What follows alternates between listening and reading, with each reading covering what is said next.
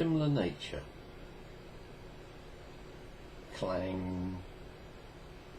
The faux pas went down with the ringing sound of a very large and clangorous bell.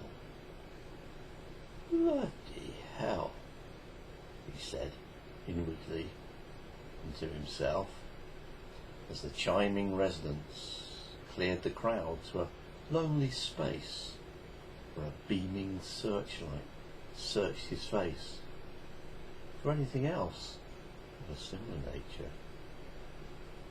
It settled down to a squirming silence, with a few muted laughs as they whispered behind hands amongst themselves.